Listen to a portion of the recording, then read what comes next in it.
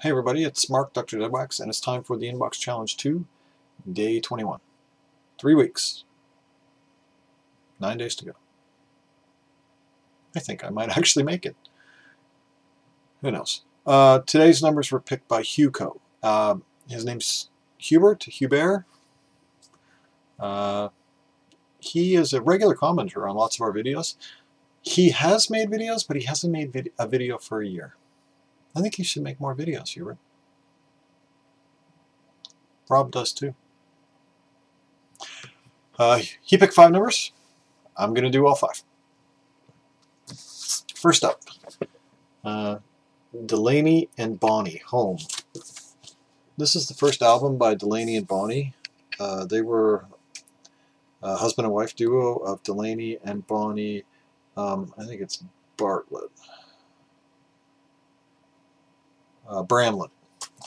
And this is their first record. It's on the lovely Stax label. There is a first white band signed to Stax. There's something that has been said about them, or this is the first white release on Stax, but there's some, some people don't necessarily agree with that because, like, I can't forget. I totally just blanked on what they were called, but Donald Duck Dunn and the rest of the guys are on this. They're called they had a name. This pack of session musicians who were just awesome. Booker T, Donald Duck Dunn, others. I had this record up at a friend's house. I cleaned it a couple months ago and I took it up there. He's got like a really high-end audiophile system, and we took this off the table almost immediately. One of the problems with a really good, highly revealing system is that it reveals all the flaws in a recording. So sometimes you want a system or elements in your system that aren't that revealing. One of the ways people get around it is they have a good table and a bad table, and they play the weaker recordings on the bad table, and that makes them sound good. But if you play the weak recordings on a very good table, like a $30,000, $40,000, $50,000, $60,000 table, it'll rip it to shreds and it'll make it unlistenable. It'll kill the music for you, for some people. So this wasn't very well recorded, so we didn't really listen to it, so it went back in the inbox, and I had a chance to listen to this tonight, and this is a good album. Musically, I mean, that's the problem is, things can be good musically, but when you get too good a system, sometimes they'll sound terrible, but still be great musically. And this is an example of a record like that. I need to listen to it more, because I think there's more to it than what I was hearing. But I liked it. And this was the only record they did on Stax, and then they went to another label and they did one. They moved around for a little while. They eventually got divorced. Bonnie was one of Roseanne's friends on the Roseanne show. There was a character on there who was a waitress friend of hers who used to sing at whenever the family gathered around to do stuff. For the couple seasons she was in, she sang in a couple episodes, and that's who she is as well. So you might know her from Roseanne and not know her from that. More famously is Delaney and Bonnie.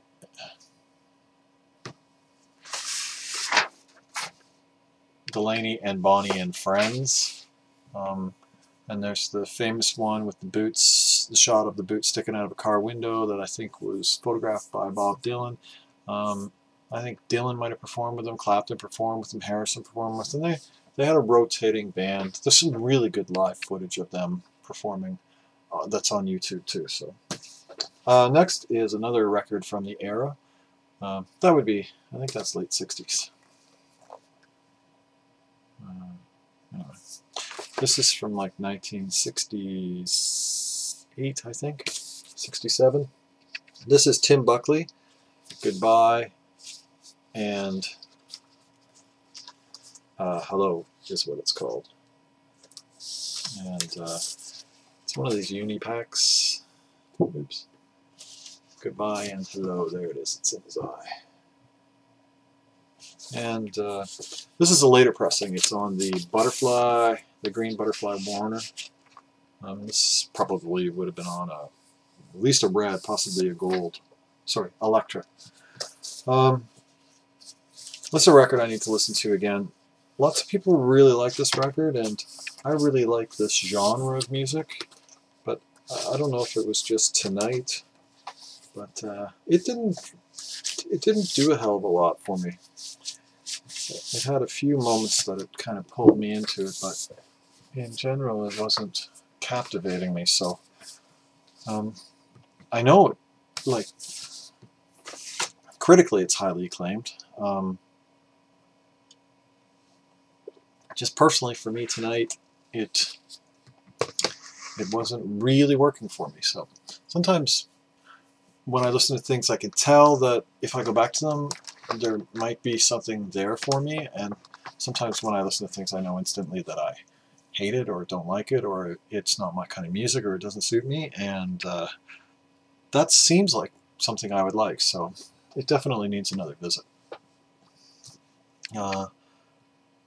I've never heard Tim Buckley before either, so I mean, I know he had a son too, Jeff. I've never heard Jeff Buckley either.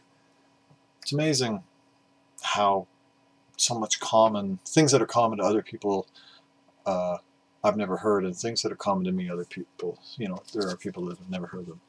Next is Jimmy Smith Bucket.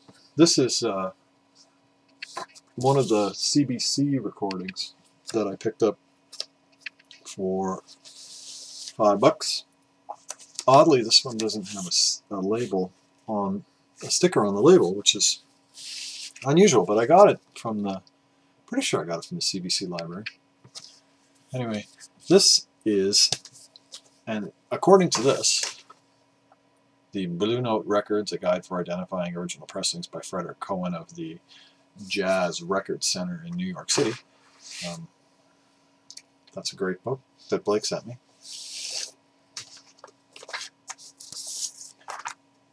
This is an original on the New York, USA label. It has the A matrix code. It has Van Gelder in the dead wax. If we can get it to pop.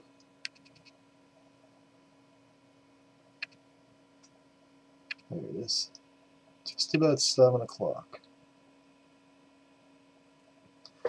It doesn't have the P for I think for Plastiman. It's a no P pressing, so that makes it a first. It has the New York USA label on both sides. That makes it first. It has the West 63rd, West 43 West 61st Street, New York address with the 10023 zip code, which makes it a first.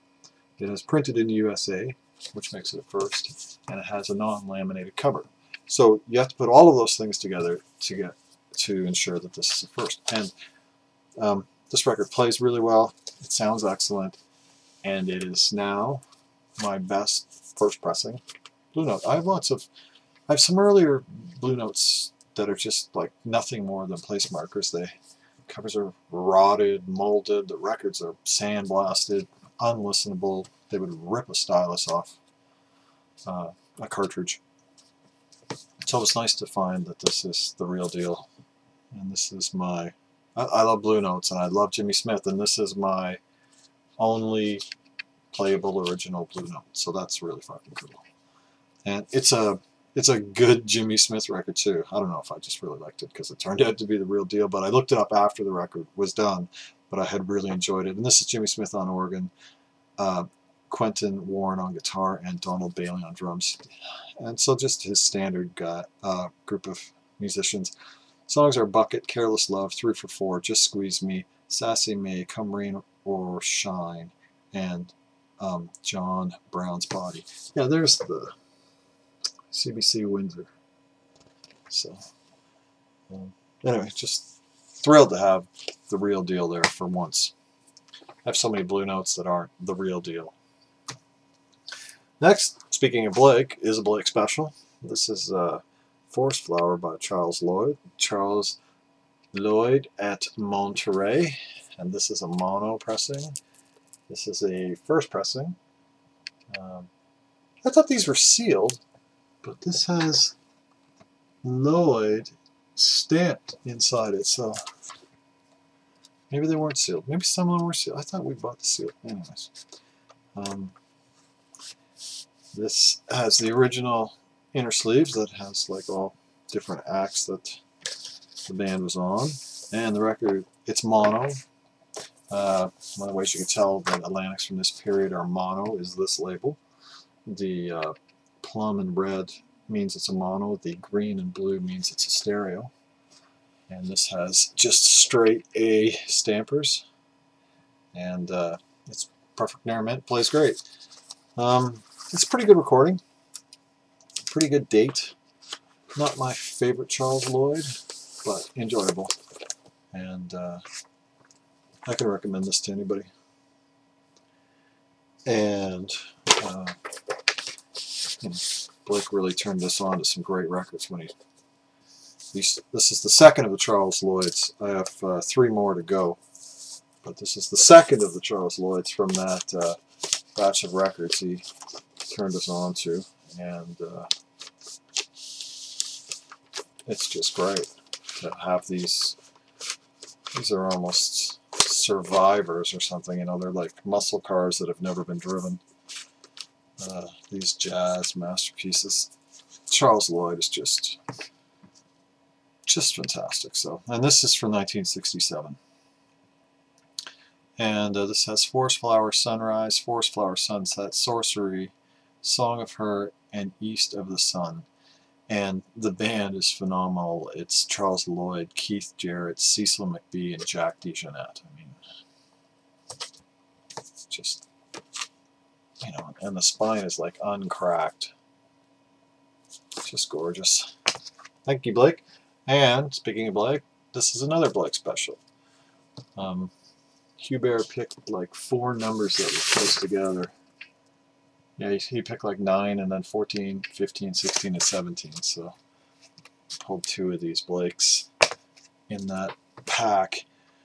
So this is Keith Jarrett, it says 1975 on the back. I thought it was a little earlier. This is Keith Jarrett,